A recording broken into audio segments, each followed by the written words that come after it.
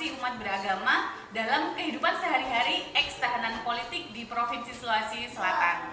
Nah, hari ini kita akan membahas tema yang penting dan kita akan mencoba melihat sisi kemanusiaan dan sejarah panjang bagaimana seorang tahanan politik bisa bertahan di tengah stigma yang dihadapinya. Dan bagaimana relasi keagamaan yang dijalani serta bagaimana toleransi yang dibangun oleh tahanan politik.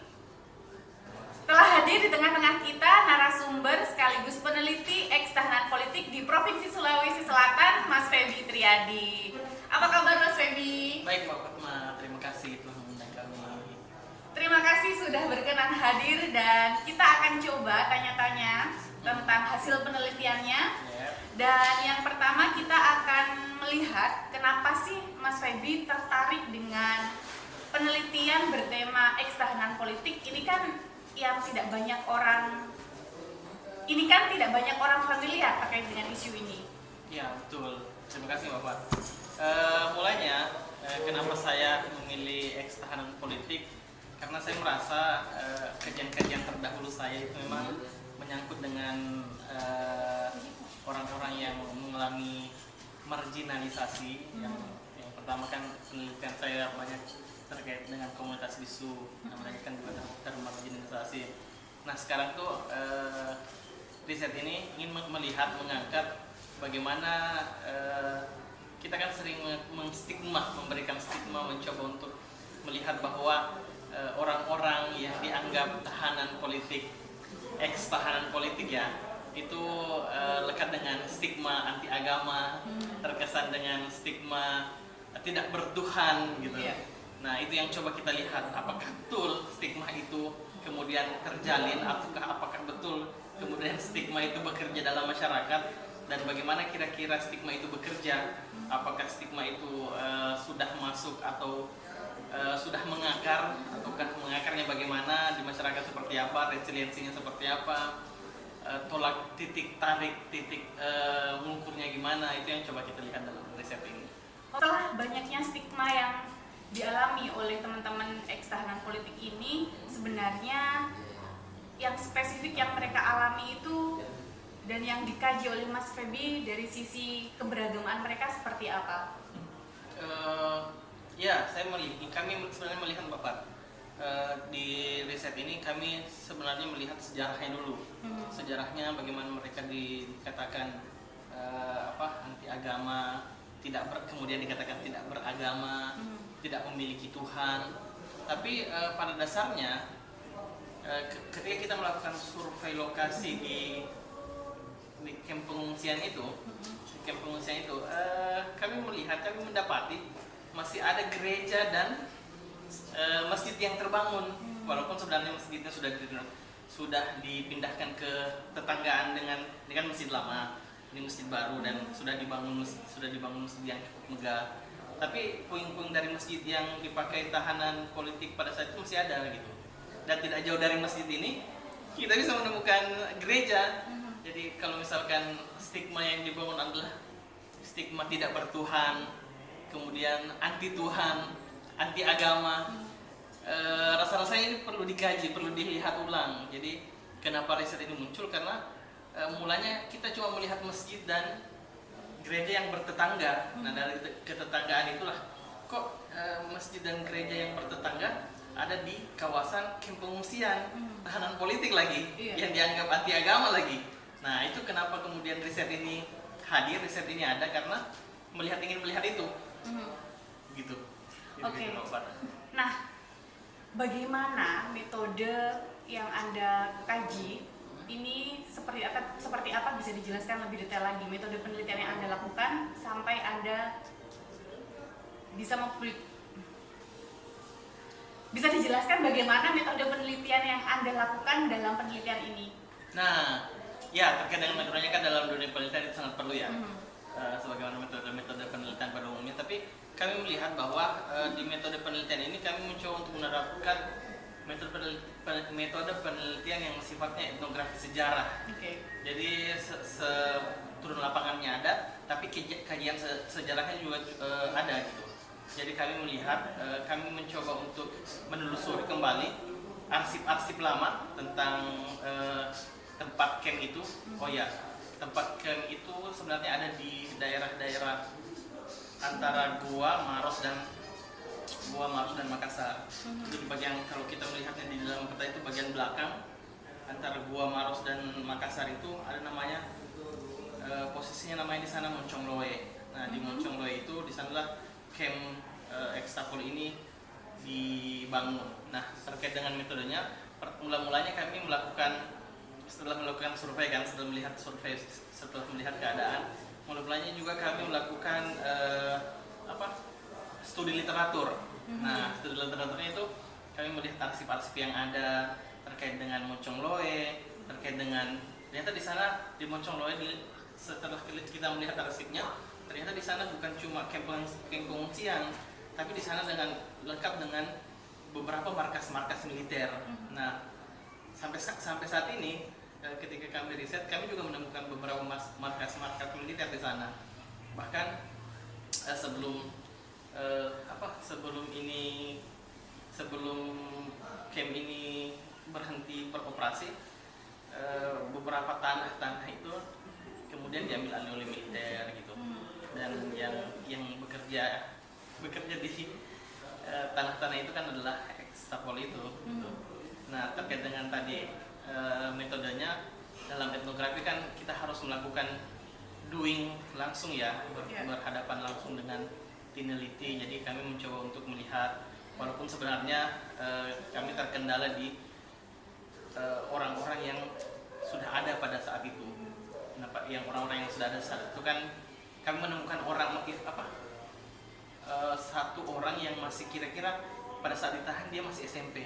Nah, sekarang setelah kami wawancara itu ternyata sudah tua gitu. Jadi kami mencoba menggali memorinya kembali, mencoba memanggil memorinya tentang tempatnya di mana dia dulu bekerja, sampai dia bilang, saya dulu kalau disuruh bekerja cuma pergi, kan di sana luas jauh, cuma pergi di sana tidur, sudah tidur waktunya pulang kami pulang, karena cuma itu katanya waktu istirahatnya. Stigma apa yang banyak dialami oleh teman-teman ekstahanan politik di sana? Padahal secara lokasi mereka lekat sekali dengan rumah ibadah. Nah, itu Bapak. Karena kalau kita melihat secara stigma, mereka memang distigmakan anti agama, tidak memiliki agama, ya kan itu yang tersebar. Itu kan yang tersebar, tidak memiliki agama, anti agama. Nah, stigma itu yang kemudian melekat pada mereka. Dan menurutku stigma itu harus di-cross check ulang. Karena beberapa yang kami wawancarai tercermin jelas Mbak Fat. Mulai dari ornamen-ornamen rumahnya. Kami pada saat kami wawancara tidak kemudian satu dua rumah saja, ada beberapa rumah yang kami melihat di ornamen-ornamen rumahnya yang sangat islami. Bahkan ada gambar Ka'bah, ada gambar kaligrafi, itu kan bisa oh ini kok jauh sekali dari stigma itu. Itu kan stigma itu kan juga terlihat dari interiornya apa yang kita bangun. Nah, dan salah satu yang kami wawancara juga ada orang yang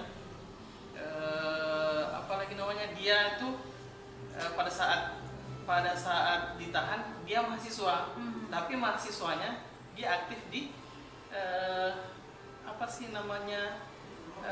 kelompok mahasiswa Muhammadiyah itu IMM. Ya, dia aktif di IMM, justru sangat agamis banget, justru sangat islami banget. Pasca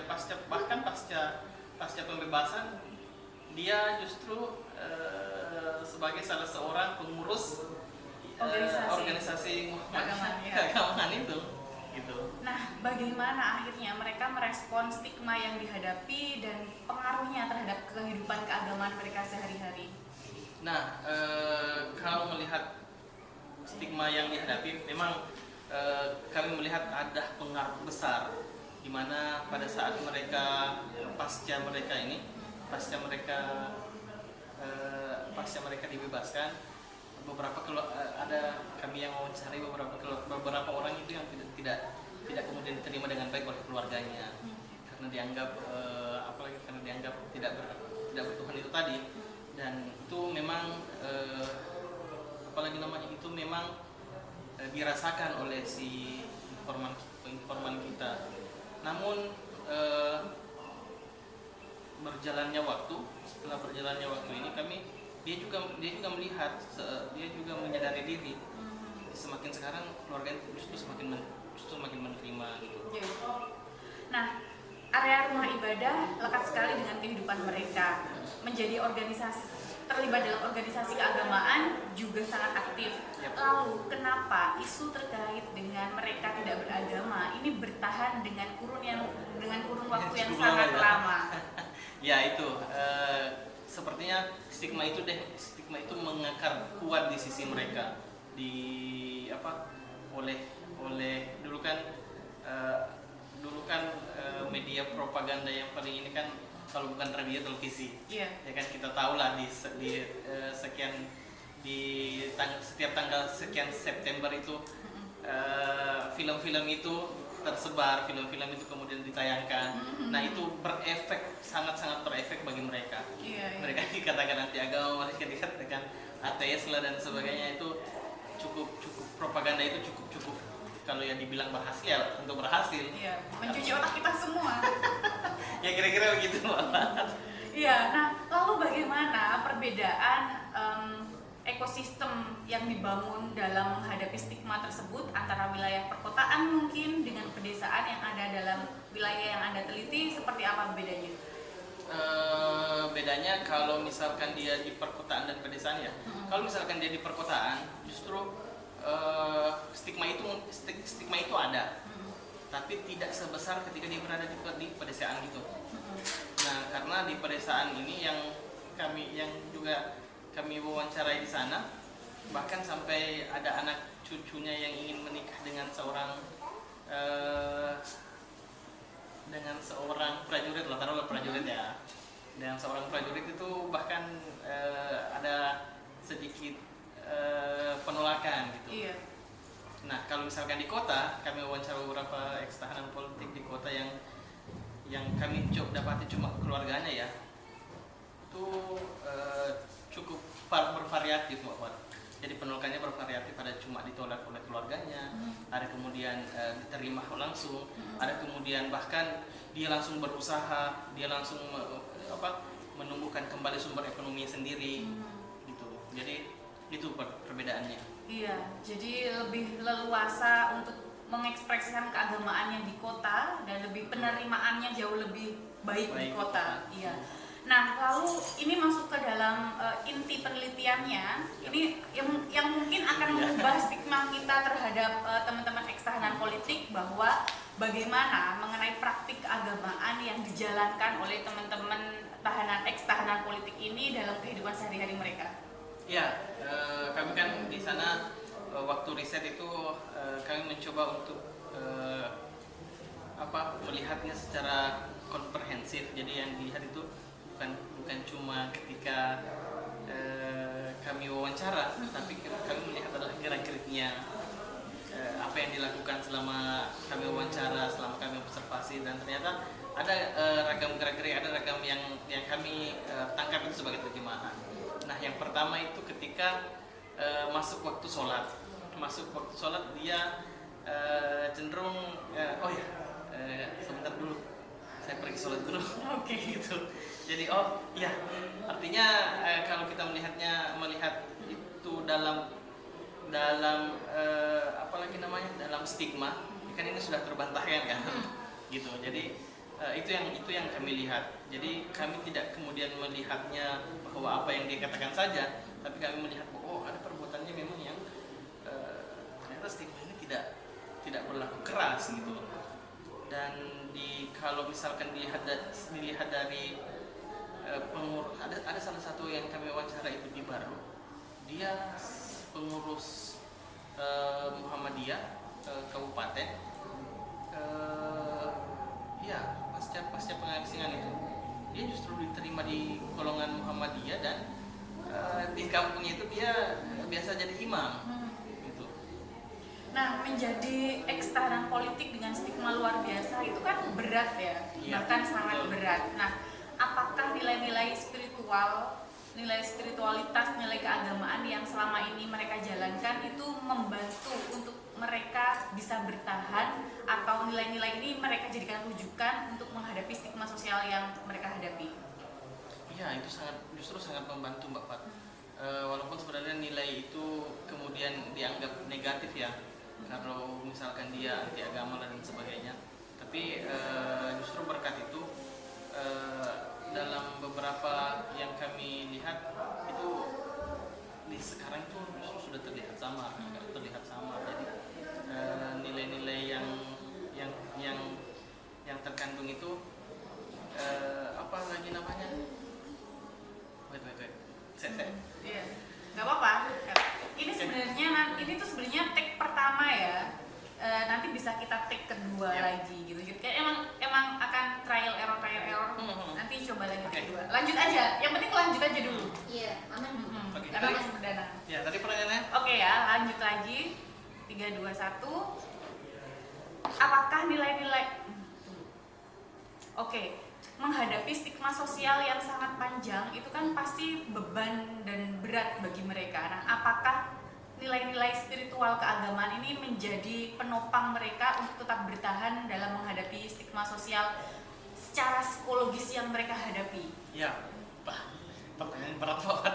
Tapi agama itu adalah tiang dan benteng terakhir bagi mereka, Mbak. Jadi di tengah mereka diberikan stigma ya, agama merupakan benteng terakhir bagi mereka.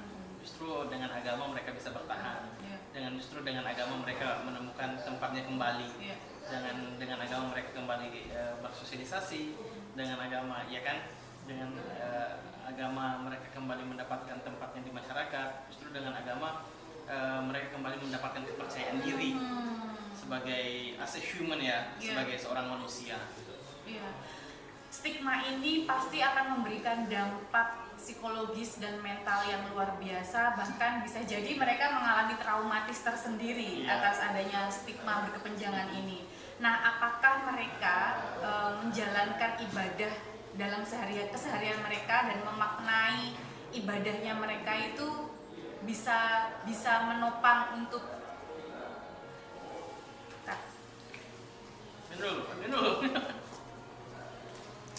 melewati pengalaman apa? Oke. Menghadapi stigma yang luar biasa dan berkepanjangan pasti akan berdampak pada psikologis dan mental mereka. Nah, apakah nilai-nilai spiritual dan ibadah mereka ini memberikan kekuatan terhadap pengalaman-pengalaman yang mungkin bisa jadi sangat traumatis bagi kelompok ini? Iya, Pak. Seperti tadi yang aku bilang bahwa agama kan adalah benteng terakhir nih. Traumatiknya sebenarnya menjadi ekstapol adalah sebenarnya ketika kami melihat ketika dia menjadi ekstapol dan keluar dari tahanan, mereka sebenarnya sudah final dengan dirinya. Yang mereka pikirkan adalah ketika mereka membangun sebuah keluarga, memiliki anak. Nah, stigmanya kan turun itu. Stigmanya kan turun ke anaknya. Jadi justru yang berat sebenarnya di keluarganya. Mereka harus bernegosiasi seperti apa, karena ketika kami sempat mewawancarai dan sempat bekerja sama dengan salah satu anak ini, ekstapol ini, sampai ada omnya, bapak dari saudara dari bapaknya ini, dia bilang kamu tuh anak ekstapol, jadi PNS saja, jadi aparatur negara saja sudah harus bersyukur, ya kan? Terus waduh, ya kan, berat sekali sebenarnya. Yang paling berat sebenarnya ketika dia berada dalam lingkup keluarganya. Karena kalau misalkan dengan dirinya, sepertinya mereka sudah berapa tahun menjalankan tahanan di kamp pengungsian itu, mereka sudah final dengan dirinya. Tapi yang belum final dengan dirinya itu adalah keluarganya. Yang bagaimana mereka bisa bertahan. Stigma dari bapaknya misalnya, stigma dari keluarganya. Nah, agama adalah tempat berpulang benteng paling terakhir, tempat berpulang mereka untuk sudahlah, kita serahkan. Dia sering bilang begini, sudahlah, kita serahkan semua ke Tuhan. Iya, Gitu. jadi narasi terkait dengan mereka anti agama ini terklarifikasi bahwa ternyata mereka sangat religius sekali, dan kami tertarik bagaimana Mas Feby meneliti. Pasti ada beberapa responden yang Anda wawancarai. Nah, bisa diceritakan apa sih sebenarnya yang melekat pada responden yang Anda teliti ini, stigmanya apa yang dominan mereka sampaikan terhadap ekstahanan politik? Nah itu Mbak Fat, stigma yang paling pertama itu anti agama. Anti agama Anti satu, agama. Yang kedua pemberontak.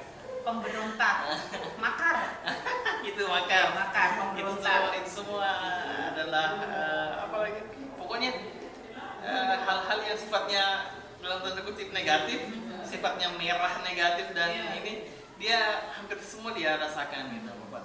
Apalagi ketika dia berada dalam masyarakat. Nah, yang menjadi perbedaan sebenarnya juga karena yang kami teliti ini, yang kami wawancara ini adalah dia masukkan, kalau tapol itu ada golongannya, golongan A1, golongan A2. Bisa dijelasin A1, A2? Ya, golongan A1 kan itu A1 A2 kan, ini golongan A, B ini kan sudah sepuh.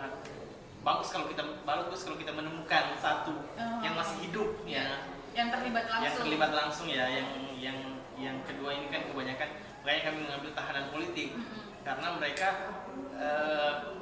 sebenarnya bukan ideologi kiri banget, bukan ideologi merah banget, tapi mereka seperti dipolitisasi untuk ditahan gitu.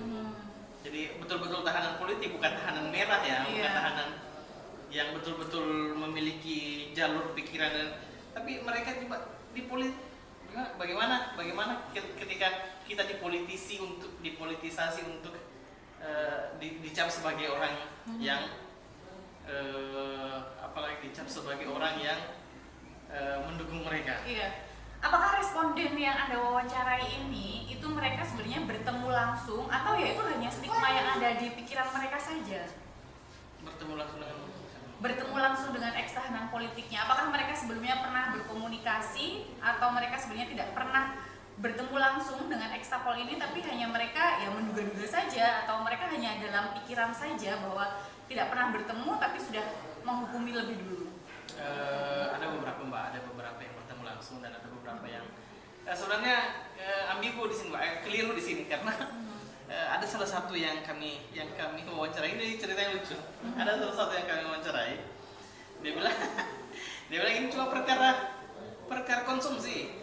Jadi kalau di barisan kan ini di penjara, kalau barisan sini adalah tahanan umum, barisan sini tahanan politik kan.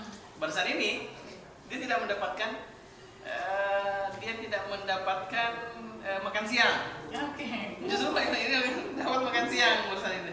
Berpindahlah dia, dikatakanlah dia tahanan politik gitu, dan dibawa dia ke Moncong Loi dan ditahan di sana. Padahal dia tidak tahu apa-apa, dia masih SMP. Pada saat itu dia masih SMP, dia tidak tahu apa-apa. Dibilang kiri saja, dibilang ideologi kiri saja, dia akan bertanya ideologi itu apa. Nah gitu kan. Iya. Nah, dalam proses penelitian ini, temuan apa yang paling mengejutkan bagi Mas Feby yang bisa dibagikan kepada kita semua, yang itu yang paling gong terhadap apa yang paling mengejutkan dalam penelitian ini yang Mas Feby temui? Nah, itu Mbak yang paling gong yang saya temui, bahwa kalau mereka dikatakan anti Islam atau tidak beragama lah, yang paling soft itu tidak memiliki keyakinan. Justru menurutku dengan adanya gereja, dengan adanya masjid, dan masjid sudah direnovasi, sudah dibangun ulang, dan itu sebenarnya menurutku paling gong ya di situ, karena dimana kalau kita lihat propaganda yang hadir tentang ekstahanan politik, tentang mereka tidak beragama, tidak bertuhan, justru dengan adanya masjid, adanya gereja, walaupun sebenarnya gereja ini kayaknya seperti, kalau saya melihat peta denanya itu sebenarnya gereja berada di luar wilayah, tapi mereka tetap membangun solidaritasnya. Nah, ada yang menarik Pak, saya temukan di sana. ini ada se secari cerpen cerita pendek yang ditulis oleh tahanan ini, tahanan politik ini. Iya. Jadi judulnya Pesta Laron di Malam Natal, gitu. Jadi si Tapol ini menulis cerpen judulnya Pesta Laron di malam Natal. Jadi pada saat malam Natal mereka berkumpul ke gereja, memeriahkan Natal di gereja. Tapi pada saat itu banyak laron. Jadi justru yang dilihat adalah pesta laronnya. Jadi artinya dari sini kita sebenarnya bisa melihat bahwa ini yang nulis Islam. Yang Muhammadiyah tadi, yang nulis Islam, dia Muhammadiyah. Terus judulnya di konteks tulisannya itu di dalam gereja dengan pesta laronnya gitu. Artinya kan pada saat bisa kita lihat pada saat itu ya mereka mungkin saling mengunjungi di situ. Ada kunjungan, ada perjumpaan antara penganut ini dengan penganut ini, berkunjung, bertemu. Mungkin solidaritas itu justru terbangun di situ. Iya, menarik banget, dan ini menjadi sedikit terklarifikasi bahwa mungkin saja narasi teman-teman yang menstigma kelompok X tahanan politik ini berasal dari sejarah-sejarah resmi dan mungkin akan berbeda dengan realnya yang ada di lapangan. Nah, bisa diceritakan apakah informan akhirnya bisa memahami bahwa apa yang mereka pelajari pada literatur resmi dalam tanda kutip dengan realnya yang di lapangan itu seperti apa? Ya, kalau ini sebenarnya tercermin dari anaknya ya. Dari anaknya, kenapa dia bercerita kenapa dibilang sebagai tahanan politik, bapaknya sebagai tahanan politik. Terus tapi dia melihat bapaknya sendiri masih itu tercermin ketika dia mengisahkan ketika dia mulai masuk SMP. Nah, dia mulai masuk SMP, dia kemudian paham bahwa ternyata ada stigma itu di keluarga saya gitu. Dan itu yang membuat dia belajar panjang gitu. Jadi belajar panjangnya dari situ. Nah, teman-teman dari Ekstapol ini itu selalu saja distigma dengan semua hal yang negatif. Lalu negatif, ya. Kenapa tidak banyak literatur yang menceritakan atau mengisahkan sisi kemanusiaan dari mereka? Ya, sebenarnya sangat ini ya Mbak Fat. Sebenarnya literaturnya itu ada beberapa, tapi termasuk dengan sebenarnya kalau paling soft kita membaca literatur paling itu kalau karya-karya di Gol misalkan dan Pram gitu kan ya, tahu sendiri kan berapa sih karya Pram yang dibakar, berapa sih karyanya ini yang dicekal gitu. Artinya itu adalah sejarah yang kelam untuk melihat mereka, padahal lewat sastra, lewat tulisan itu mereka sebenarnya bisa dikenali jauh lebih dalam. Nah, lalu menurut Mas Feby dari penelitian ini yang akan membantu kita bisa untuk mengkoreksi literasi yang kurang pas terhadap stigma ekstahanan politik, dan teman-teman yang tertarik ini bisa lebih semangat lagi untuk bisa membaca penelitian yang akan dipublikasikan.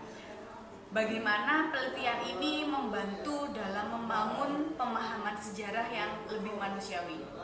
Ya, sebenarnya kalau kita merujuk pada anggapan bahwa sejarah itu ditulis oleh pemenang.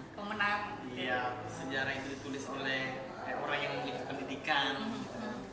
Artinya harusnya melihat sejarah, melihat tentang tahanan politik ini harus dilihat sebagai manusianya dulu Mbak Fat. Iya, karena itu kan yang paling penting kan, harus dilihat dulu yang dibela sebenarnya. Kalau kita masih membela ideologinya itu menurutku masih dalam level-level ya pertengahan lah, hampir belum sampai level-level yang kalau kita sudah melihat bahwa dia manusia, dia layak hidup, dia layak mendapatkan jaminan dan lain sebagainya oleh negara misalkan. Nah itu yang harus dilihat dulu. Jadi melihat tahanan politik ini bukan melihat arti agamanya, bukan melihat bukan kita melihat bahwa stigma yang itu menurutku keberhasilan dari propaganda penulis sejarah. Iya, yang harus dilihat sebenarnya bahwa dia adalah manusia, walaupun sebenarnya dia tahanan politik, tapi ya selayaknya manusia diperlakukan seperti manusia gitu. Selama riset panjang yang dijalankan, menurut Mas Febi, pembelajaran apa yang penting setelah menyelesaikan penelitian ini dan mungkin punya manfaat ke banyak masyarakat bisa disampaikan? Nah, pembelajaran yang penting saya lihat di riset ini adalah bahwa stigma itu, kalau misalkan kata Rocky Gerung yang paling bisa menyebarkan hoax adalah orang yang menguasai lini-lini ini kan, orang yang menguasai pers, orang yang menguasai media. Orang yang menguasai ini. Nah itu kan yang bisa membuat hoax yang paling besar kan. Nah konteksnya pada saat dulu yang bisa membuat paling besar kan orang yang hanya menguasai itu. Jadi kalau kita melihat apa yang bisa dipetik lah dalam tanda kutip ya itunya Bapak, kalau kita menciderai atau melihat seseorang anti agama itu loh, itu yang berat karena bukan pada orangnya tapi pada keluarganya, pada keturunannya, pada anak-anak generasinya, betul. Itu yang paling harus dilihat, bahwa kalau orangnya sih mungkin sudah final ya, tapi kalau generasinya dia akan bawa sampai turun temurun dan berterusan. Iya. Nah, apa rekomendasi yang Anda sarankan mungkin ketika nanti Anda punya kesempatan bertemu dengan pemangku kepentingan, apa yang kira-kira bisa Anda sampaikan untuk upaya penghapusan stigma terhadap kelompok ekstahanan politik kepada pemerintah? Ya, saya sebenarnya berharap banyak pada pemerintah memberikan ruang yang seluas-luasnya, karena kan sekarang walaupun memang mereka dicap sebagai tahanan politik, tapi pada dasarnya mereka harusnya memiliki ruang yang sama dengan orang-orang yang selalu diperjuangkan kan adalah itunya, ruangnya di mana mereka bisa berekspresi, mereka bisa diterima kembali. Kan sayang misalkan kalau ada orang-orang yang berpotensi dan ruang-ruangnya yang dibatasi gitu.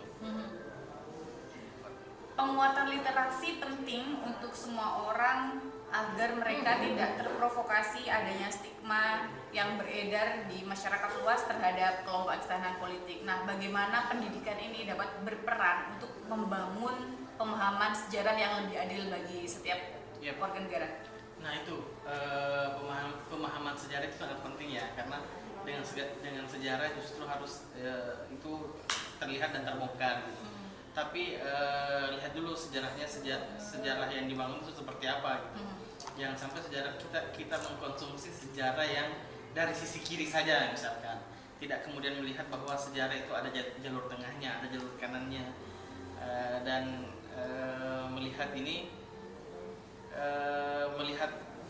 praktik toleransi yang dibangun ini sebenarnya saya merasa bahwa justru dengan beberapa kejadian-kejadian yang belakangan ini yang saling serang antar rumah ibadah, yang saling serang antara ini, justru stigma itu hadir kembali gitu. Tapi bukan pada tahanan politiknya, tapi pada orang-orang yang dianggap tidak sejalan gitu. Nah itu yang kemudian sepertinya pula ini muncul dari sekarang. Tapi bukan pada objek tahanan politik lagi, tapi kepada orang-orang yang tidak seideologi gitu. Iya. Nah, pesan untuk teman-teman generasi muda agar mereka lebih punya kesadaran terhadap tantangan kemanusiaan dan toleransi ini seperti apa menurut Mas Febi? Ya, itu yang penting. Jadi kalau melihat seseorang, melihat orangnya,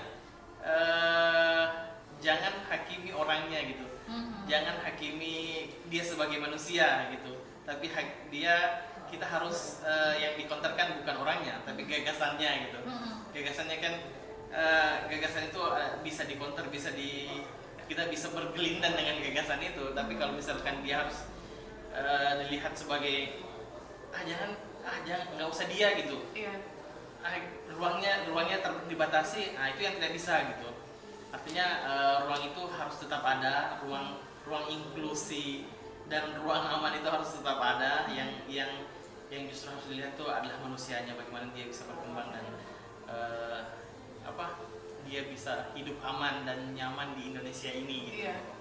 Karena ini masih sangat kental di masyarakat, stigma terhadap ekstahanan politik ini, dan upaya penghapusan terhadap stigma ini menjadi penting. Dan menurut Mas Feby, apa arti rekonsiliasi sosial penghapusan stigma dalam konteks Indonesia saat ini? Nah, ya itu karena sekarang marak sekali orang yang mencoba untuk mengkafirkan, mencoba kalau tidak sejalan, ini, kalau tidak sejalan, ini kan seperti itu sekarang yang terjadi. Padahal kami melihat pola itu terjadi di zaman ekstapol juga terjadi. Tahanan politik ini pada saat itu pola yang sama terjadi, pola yang sama kemudian sekarang yang terjadi itu yang kemudian disingkir, itu yang kemudian polanya sama sebenarnya tapi objeknya saja yang berbeda. Itu sebenarnya harus yang harus dilihat bahwa pola itunya masih tetap sama. Oke, nah terakhir ini terkait dengan harapan Anda terhadap penelitian yang sudah dilakukan. Bagaimana harapan Mas Feby setelah publikasi penelitian ini sampai ke masyarakat atau akhirnya banyak pembaca dari hasil riset yang mungkin banyak orang belum familiar, dan bagaimana harapan Anda terhadap publikasi penelitian yang akan dilakukan? Ya, harapan saya terhadap publikasi ini terbaca ya, baik dalam generasi muda, dalam beberapa generasi ini. Artinya keterbacaan itu bisa kemudian dimasifkan oleh beberapa golongan, walaupun sebenarnya di riset ini kami masih banyak kekosongan sana sini, tapi semoga dengan riset ini bisa memantik kembali. Semoga dengan riset ini bisa mencoba untuk menutupi ruang-ruang yang sebelumnya kosong. Dan saya mengibaratkan bahwa riset ini seperti memasuki ruang pengap gitu. Kita memasuki ruang pengap yang hampa udara, tapi dengan membuka sedikit lubang saja udara segar bisa masuk, udara ini bisa masuk. Nah, semoga riset ini seperti itu gitu. Berarti ini nanti soft copy dan hard copy-nya akan dibagikan kepada seluruh netizen dan bisa di-download secara free. Bisa nanti di kolom komentarnya kita akan bagikan link untuk publikasi riset dan teman-teman bisa mendownload semua. Terima kasih banyak atas kesediaannya untuk bisa sharing hasil penelitiannya, dan teman-teman terima kasih sudah menyimak sampai dengan selesai. Jangan lupa juga nanti untuk menyempatkan membaca hasil penelitian ini. Mungkin tidak familiar topik terkait dengan ekstahanan politik, tetapi kita penting untuk bisa membaca literasi secara lebih mendalam lagi, dan kita memberikan alternatif ruang pada pemikiran kita untuk membaca dari sisi objektif langsung pelaku ekstahanan politik tersebut. Ternyata yang kita baca atau yang kita ketahui tidak seseram itu, atau ternyata stigma yang melekat kepada mereka akhirnya terklarifikasi dengan adanya riset penelitian ini. Terima kasih banyak dan kita ketemu lagi di next podcast selanjutnya. Terima kasih.